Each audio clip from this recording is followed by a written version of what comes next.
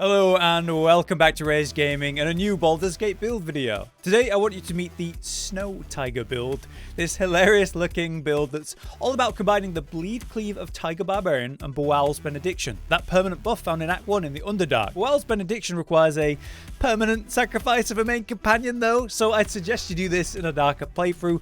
Though all it really is doing is providing us with advantage on bleeding targets. And we have other ways to get advantage in this build through other methods, so you don't even need it. Thanks to a variety of impactful items we're wearing and the stacking cold damage that fully CCs enemies, making them take double damage from you because it literally freezes them, which we begin shattering with our blunt damage, which we're getting from our literal ice staff as our weapon. Yeah, a barbarian with a staff. There's this insane interaction between the specific staff that we're using and the snowburst ring, causing ultra consistent prones and freezes. It gets silly. And we have this trick to increase the power of that staff once you hit Act 2. So the build is causing bleeds everywhere, maiming the bleeders to be rooted and have disadvantage on the dex throws. The build is knocking people prone through the ice, the cleaves, and the conditions and more. And we get advantage through those bleeds and the prones too. And the moment someone freezes, we start dealing hilarious, blunt, and thunder damage, which we are using. It's a very unique take on a bleed build then.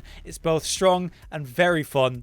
So let's explain how this is all happening. So the leveling. We are going to begin with the Barbarian as the majority of this multi-class, which is both Barbarian and actually War Cleric. This leads to our extra attacks and our ability to use certain spells like Create Water and the light cantrips and more. Our opening ability points will be 16 in Strength, 16 in Dexterity, 14 in Wisdom, and the rest is going to be lower, of course. And we only have 8 Constitution because, of course, we're going to be using the Constitution Amulet that raises it to 23 no matter what its starting stat is. You would obviously make this respec once you've reached that point, so drop Charisma and Intelligence for higher Constitution while leveling. We're going to progress the Barbarian all the way to level 10. So on the way, we're going to get interesting things like Reckless Attack, which is obviously awesome. At level 3, we hit our subclass, which is of course wildheart, and we're using tigerheart as the basis of the build. The Rage actually does give you slightly better leaps, which is interesting, but as I've explained in the introduction, the Tiger's Bloodlust is the main attack, one of the main attacks of the whole build, as our primary way to generate bleed, and we'll be able to generate bleed on multiple targets up to 3 at once if they're close enough for the cleave. At level 4 we get our first feat, of course, and as you should probably expect, it's going to be Great Weapon Master since we are using a two-handed weapon. Once we hit 5 we'll get our extra attack, which will be a real power spike for the leveling experience, and at level 6 we get our first animal aspect. Now this is an important choice because you're going to be going for Tiger and Wolverine. It's just a question of what's the order you're going to do it in. If you go for Wolverine, your bleeds will cause maim. Maim causes their movement to be reduced to 0. So basically they're rooted for that turn that they're maimed, and then they also have disadvantage on their dexterity saving throws, which is also super bad for them. Basically having this passive aspect of the Beast Wolverine means you're going to be AoE rooting, which results in a lot of control, especially at this early level. On the other hand, if you were to go Tiger, it's arguably, well, it's definitely the bigger damage option. You add an additional strength modifier to attack rolls against bleeding targets, and there's the proficiency in survival. So undeniably Tiger's going to give you more damage, but Wolverine is going to work in the actual core concept of this build, which is a lot of control. So I'm going to start with Wolverine for the control, and then at level 10 we'll be picking up Tiger. What's really nice about this is we get Feral Instinct as well. It's like a weaker version of the Alert feat, which I love. Can't be surprised we get bonus initiative, so we should very often be going first. In regards to our second feat though, we're going to push Strength to 18 for the higher modifier that's going to provide. At level 9 we get a nice power spike whenever we get a critical hit through Brutal Critical, and lastly for Barbarian we hit level 10 where we make the other choice. Did you go Tiger or Wolverine first? Pick the other one and get that passive going. Once we're at a total level of 10 then, this is where the multi-class finally comes in, where we're going to be picking up Cleric and of course in the War domain. The subclass feature, War Priest, means when we make a weapon attack, you can spend a War Priest charge to make an additional attack as a bonus action, giving us yet another turn of an attack. It's also important that you take the light cantrip here, as we are going to be using an item that means those affected by light take more damage from us. And at this point we can pick up Create or Destroy Water, which is going to allow us to create those sections of water that may become ice for the control of the build. Other spells you could consider are Sanctuary as a bonus action. You could do this at the end of your turn to make yourself just a nightmare to deal with. And I'd also recommend Command for general control. Maybe you disarm people, maybe you knock them prone directly with this. It's a nice thing to have, though you probably won't use it much. For our last level then, we are 10 in Barbarian and 2 in Cleric. The second level of Cleric provides the Channel Divinity charges and some extra spell slot, and you'll also get Guided Strike, which is a plus 10 bonus to attack roll for that Channel Divinity charge that we now have. Now, before we get into all the gear and the items, I need to explain Boal's Benediction, that buff which provides advantage on bleeding targets. In Act 1 in the Underdark, that's that hidden area with the fish that are generating their own god Boal. And if you sacrifice a permanent companion, you can get the Boal Benediction perma buff for the advantage against those bleeding targets. Problem here is obviously you have to sacrifice a permanent companion. If you're doing, say, an evil playthrough, this is very viable. If not, the buff is not required for the build. It's just nice to have, but we are generating advantage on targets in a variety of ways in this build, so you don't need this buff. It's now time to talk about the gear, because there's a lot of important components to this, but awesomely, many of them are found even in Act 1, a bunch of them in Act 2, and like barely any in Act 3, so it's pretty cool. What isn't cool is the visuals. Look at this guy. I don't know, are they ever going to release like transmog or something? I guess we could mod that in, but damn, what a mess. Let's start with the weapon itself, which is the Mourning Frost. This is actually a weapon you create in Act 1 in the Underdark by combining 3 items, the Icy Crystal, Metal, and Helve. You kill 2 named enemies down there, you loot the metal from a drow, and put them together to make the weapon, so it's nice we can make this early. This has a unique interaction with a ring we're going to explain in a moment. It basically generates stacking cold damage and has that unique interaction with the ring, so I suppose we'll explain the ring next. The ring we're talking about is of course the Snowburst ring. When the wearer deals cold damage, they also create a circle of ice around the target. For whatever reason, when you attack with the Mourning Frost itself, this causes the target to instantly have to roll to not fall prone from the ice that's being created by the ring. There's some sort of mechanical synergy between them. So ideally, thanks to the combination of this ring and this weapon, you'd use your tiger cleave, bleed them, generate a frost stack, knock them prone, and maim them all at once. So it's a pretty potent combo, and you get the Snowburst ring in Act 2. It's hidden actually at the last light in, so pretty straightforward. And while we're on the topic of the weapon itself,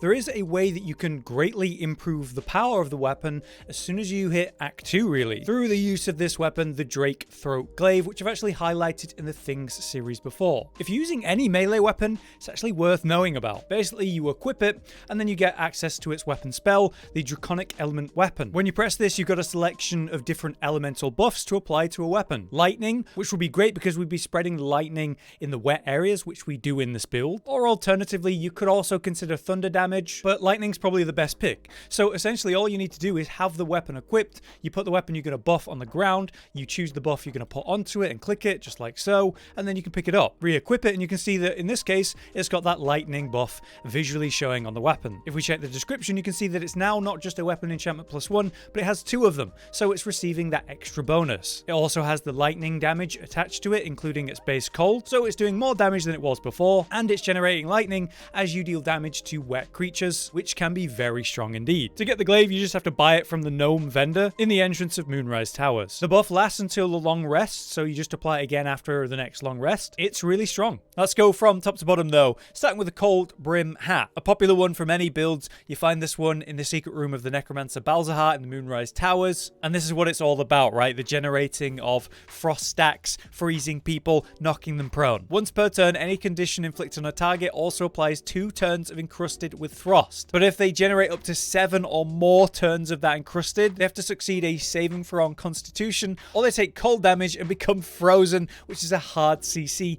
making them very vulnerable indeed. I almost forgot to mention in regards to the encrusting with frost thing and how they'll be frozen. Frozen targets take more damage from bludgeoning and thunder, so we're able to massively increase our damage because our staff is of course blunt damage. And actually we are generating some thunder damage through reverberation from our boots, so it's actually quite potent there. Next is the Bone Spike Garb. As we are a barbarian, we have unarmored defense. This item then is technically not armor, it's just clothing. It provides us 15 temporary hit points when we rage, which is major, and reduces all incoming damage by 2, and even reflects some damage if we're struck by a melee attack. So it's a very good item for this purpose. And it's easy to get. It's found in Act 3 right at the beginning from the trader in Rivington General. For the gloves, we have the Winter's Clutches. When the wearer deals cold damage, you inflict 2 turns of encrusted with frost. So it's giving us another way to generate those stacks of encrusted frost as fast as possible, like the hat, getting us closer to that hard CC that is the freeze. This is one we can get early in Act 1 as well, though, in the Mountain Pass region. We just buy them from Lady Esther. Then we have the Boots. The Boots of Stormy Clamor. When the wearer inflicts a condition upon a hostile creature, you generate 2 turns of reverberation, meaning you're actually causing thunder damage and maybe knocking them prone as yet another way to knock them prone. Also found in Act 1, you buy them in the Underdark. You just first have to do the little quest to help Omulum actually investigate your parasite first, then you can buy them. Alright, next we have the Amulet, the all-popular Amulet of Greater Health. This amulet sets your constitution to 23, which at that point you would respec to lower your constitution, so this can get the most value. We probably all know about this one, but it's found in the House of Hope, a main event of Act 3. We have a whole video guide on that location if you need any help with it. Then we have the Snowburst Ring, which we've already explained, and lastly, the Callous Glow Ring. The wearer deals an additional 2 points of damage against creatures that are illuminated, which is why we take the cantrip Light and actually apply this before a fight, and you see that it lasts until long rest, so we pretty much always have that extra 2 points of damage from the moment we have this ring, which comes in Act 2 in the Gauntlet of Shah. It's in a chest in the vault room next to Baldur, so also quite easy to get. But that's the gear explaining how you get it all. Thankfully, most of it isn't Act 3. Alright, let's now explain the gameplay and how this works. In short, you need to pre-light cantrip yourself so that you get that buff. The light affects you until long rest, so it's very easy to do. You apply this the moment you've just long rested, and then apply it again after the next long rest, and so on. Because of our ring, the Callous Glow Ring, this will mean we get 2 extra points of damage against any creature illuminated, any creature near us. Then we'll use the Cleric spell, Create or Destroy Water, to create some water in the area. If you're doing this to neutral enemies that you're prepping a fight against, this shouldn't actually aggravate them, and they will have the wet debuff, preparing the fight in a nice way. Otherwise, you can do it mid-fight if you've been surprised or something. Having the target sweat, though, will lead to freezes and the frost on the ground in general. But now we go in and start raging with the Tiger Rage as soon as possible, as soon as we're in combat. Our first goal then is to start using Tiger's Bloodlust, the unique attack that comes from the Tigerheart subclass. As a cleave, it can be used to attack up to 3 targets at once, and it will make them bleed for 2 turns. Because of our weapon, it will also deal cold damage. Because of the Wolverine aspect, it will also maim them, hitting them with dex disadvantage and holding them in place, like rooting them. If you have Boal's Benediction, you'll also have advantage on these bleeding targets now. So the priority is to cleave as many targets as possible as soon as possible to get bleeds on them, and then you beat up the now bleeding enemies. So basically, while you're doing this, you're building up those encrusted with frost stacks from 2 pieces of gear. At 7 stacks, that will cause the enemy to roll a constitution save, or they will take cold damage and freeze, which is a hard CC, but it also makes them take double bludgeoning damage since they're just in this frozen shell. And our staff is exactly that type of damage. Perfect. Basically shattering the ice. Also, there'll be thunder damage thanks to our boots now that the target has a condition and therefore reverberation. All this prone potential is just stacking up from the ice they're walking on, from the reverbs, from the weird interactions between our ring and the staff itself, and any prone target we attack, we have automatic advantage against. And if they were concentration, well, that's just broken now. Also, standing back up from a prone should consume half the movement speed,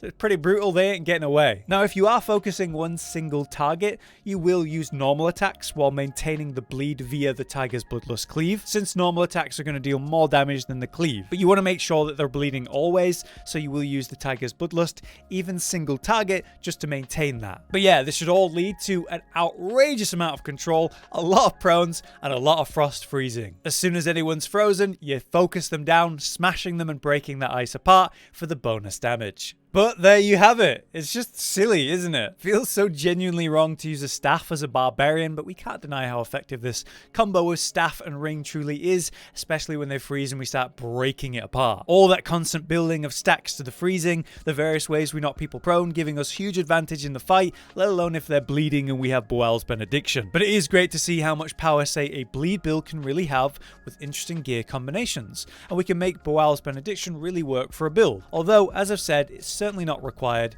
and there will be some bleed immune targets in this game, but then we have the frost aspect and all the other ways we're dealing damage outside of bleed itself. I want to say huge props to Josh for coming up with this build. We've been talking about Boal's benediction and how to make bleed builds work. We talked about it in a multi-class video recently, and now Josh has come up with this like ultra version of it. It's very unique and we're very happy with it. So give it a go if you are interested. Otherwise, I hope this was interesting to see. But for now, I've been Hollow, you've been you. Thanks for watching. See you next time.